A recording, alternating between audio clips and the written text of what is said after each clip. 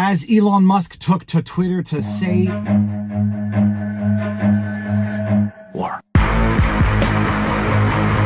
Viva Frei, former Montreal litigator turned current Florida rumbler, and the news of the day is that Twitter, or X, formerly known as Twitter and Rumble, are suing an organization called the WFA, the World Federation of Advertisers, for an alleged illegal boycott that the company had imposed on Twitter and Rumble. Now, a lot of people are calling this lawsuit dead in the water. I dare say anybody calling this lawsuit dead in the water didn't take the requisite 30 minutes at least to read it, because it's a lengthy lawsuit. But my goodness, when you read it, it is by no means dead in the water, in my humble opinion. Now, some people are taking issue with the term illegal boycott because it's a form of speech. One does not have to advertise on a given platform. There can be no such thing as an illegal boycott. It's a term being used colloquially to refer to exploitation of monopoly powers, as in a violation under the Sherman Act, which is the basis for this lawsuit. In the United States District Court for the Northern District of Texas, Wichita Falls Division, X-Corp plaintiff versus the World Federation of Advertisers, Unilever PLC, Unilever United States Inc., Mars Incorporated, CVS Health Corporation, and Orsted. Complaint: Plaintiff X-Corp,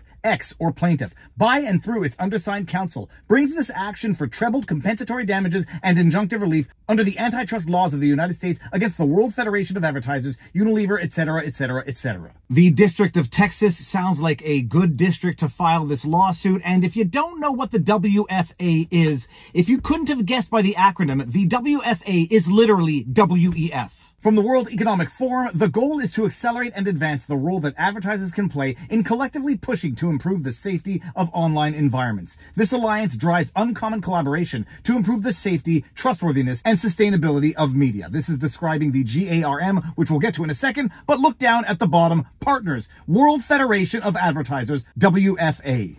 So yeah, the WFA is literally a partner of the WEF, and the G.A.R.M is the Global Alliance of, what is it again? The Global Alliance of Responsible Media, G.A.R.M, from the World Economic Forum website. By this point, you have all heard of the Google judgment that came down recently. Judge Mehta declaring Google to be a monopoly, declaring Google to have abused of its monopoly powers to artificially increase the cost of advertising on the Google platform. That judgment just came down, declaring Google a monopoly, which opened the door wide open for this lawsuit. And when you read the allegations of this lawsuit, and you understand that the WFA, by its own admission, controls something like 90% of online spending for advertising, you're going to quickly realize that the WFA is itself a monopoly that has been abusing of its monopoly to coerce submission from social media companies, not just for safety and all that other fluffy verbiage crap, but to suppress narratives and to censor relevant political information. Don't worry, we'll get there in a second, but for now, just some recent findings from a House Judiciary Committee as relates to the WFA and the G.A.R.M. Paragraph 8, the unlawful conduct alleged herein is the subject of an active investigation by the Committee on the Judiciary of the House of Representatives of the Congress of the United States,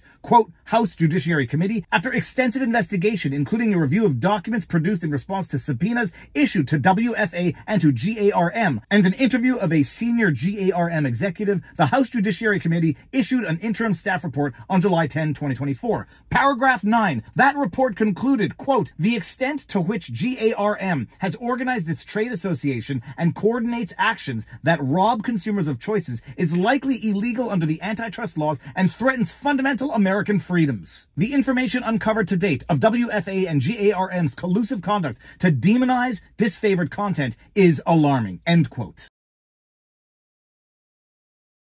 Now, when I tell you that the WFA undoubtedly should be regarded as something of a monopoly, don't take my word for it. Go to their own website and read how they describe their own entity. WFA, the World Federation of Advertisers, is the only global network for senior marketers. Our goal is to make marketing better by championing more effective and sustainable marketing communications. We are a global association that represents over 150 of the world's biggest brands and more than 60 national advertiser associations worldwide. Together, they create a peer-to-peer network of the world's best marketers, offering a unique source of expertise, inspiration, and leadership. We help you by connecting you to their collective wisdom so you can take leadership positions. We are the voice of marketers worldwide, representing 90% of global marketing communications spend, roughly US $900 billion per year. become a WFA member and join the network. I think they mean something more akin to become a member and join the WFA mob. Paragraph 33. The avowed purpose of G.A.R.M. is to leverage the collective market power of its advertiser members to advance their economic interests by forcing changes to the business operations of digital media and social media platforms that sell advertising inventory to G.A.R.M. members or to their clients.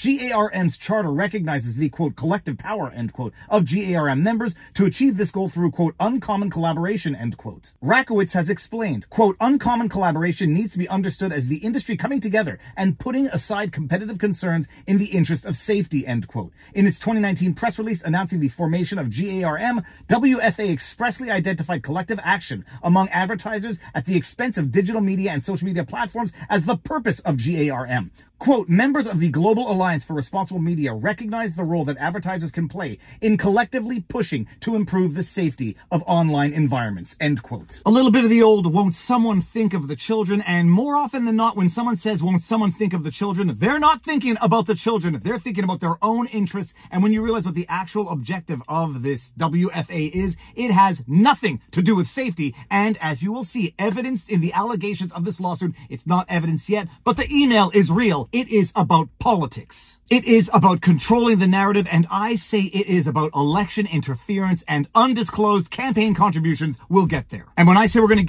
get there now. Paragraph 102. At the December 1, 2022 meeting with G.A.R.M. and WFA, Twitter agreed to take certain steps to adhere to the G.A.R.M. brand safety standards. While some members of the G.A.R.M. steer team were pleased with the concessions made by Twitter, other members of the steer team, including Unilever, were not. In a December 3, 2022 communication about the press release to be issued regarding the December 1 meeting, Rakowitz explained that, separately, I connected with the 4As and Group M yesterday. They're pleased with the concessions, especially the social listening, since that disproves the safety of the platform. UL, that being Unilever, will not trust until they see the data and have said they have issues with overtly partisan takes, e.g. Hunter Biden laptop expose.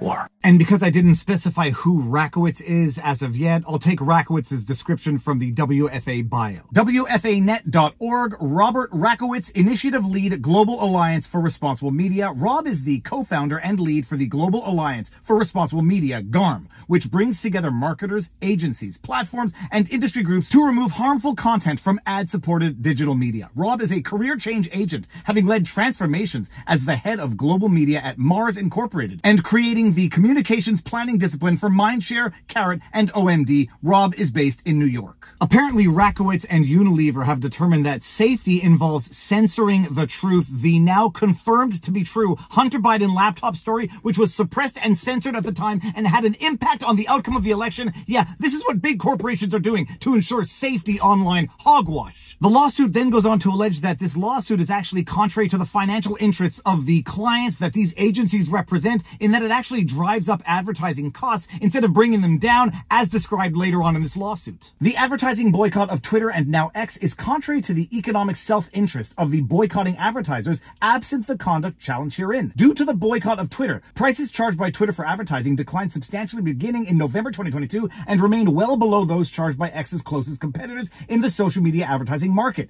By refraining from purchasing advertising from X, boycotting advertisers are foregoing a valuable opportunity to purchase low-priced advertising inventory on a platform with brand safety that meets or exceeds industry standards. Paragraph 117. Instead, as a result of their agreement to boycott Twitter and now X, G.A.R.M member advertisers and advertising agencies are paying prices above competitive levels for advertising inventory purchased from social media platforms deemed by G.A.R.M to be adhering to the G.A.R.M brand safety standards. In other words, this conduct by the WFA, which represents 90% of all ad spend online, is actually costing their clients more. Now, some might argue, if their clients want to pay more for advertising, that is their prerogative. More power to them. A fool and their money are easily parted. But others are going to say this is exactly the result of monopolistic abuse, driving up prices through the exploitation of their monopoly power, hence a Sherman Act violation. And call me whatever name you want, I tend to agree with this logic. One thing is for certain, this is an exploitation of monopoly power. Because WFA, G.A.R.M, controls 90% of the ad spends,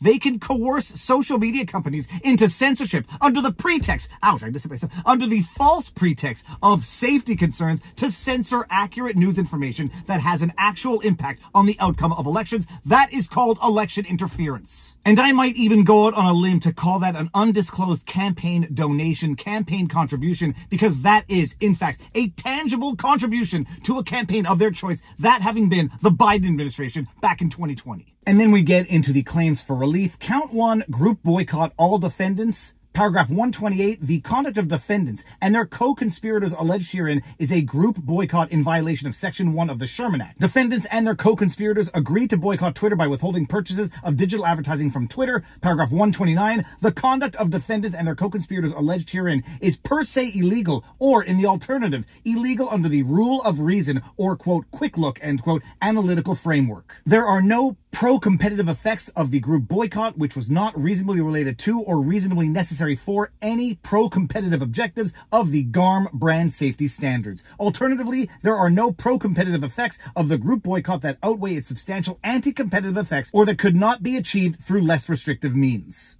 And along the same lines, count 2, information exchange, all defendants. Paragraph 134, the conduct of the defendants and their co-conspirators alleged herein is unlawful under the rule of reason as facilitating a boycott of X. Through G.A.R.M, defendants and their co-conspirators exchanged, disseminated, and discussed non-public, forward-looking, and competitively sensitive information relating to the intentions of competing advertisers with respect to the purchase of digital advertising from plaintiff. The information exchange had the likely and actual effect of making each competing advertiser's decision to curtail the purchase of digital advertising from plaintiff more likely and more profitable than would have otherwise been the case. There were no pro-competitive effects of the information exchange facilitated by and through G.A.R.M, which was not reasonably related to or reasonably necessary for any pro-competitive objectives of the G.A.R.M brand safety standard. Alternatively, there are no pro-competitive effects of the information exchange that outweigh its substantial anti-competitive effects or that could not be achieved through less restrictive means. So that is the overview of the lawsuit. As Elon Musk took to Twitter to say they have tried to play nice, it is time for war. Metaphorically speaking, judicially speaking, that's the lawsuit. It's an uphill battle, that is for darn certain, but it need only survive a motion to dismiss in order to proceed to discovery in order for stuff to hit the fan. Rumble, in its lawsuit against Google, has succeeded past a motion to dismiss and has gone to discovery. Twitter versus MMFA, Media Matters for America. We saw how that has turned out for Media Matters for America. I have a sneaking suspicion the rats are going to start jumping ship because that WFA is full of rats and I smell them jumping already. We'll see. We'll see where it goes. I did an interview with Chris Pavlovsky on my channel today as at the time of shooting this vlog, and he predicted that he does not see the WFA lasting much longer. We'll see what happens. But when I see a company saying, yeah, under the pretext of safety, we need to make sure that these companies are not talking about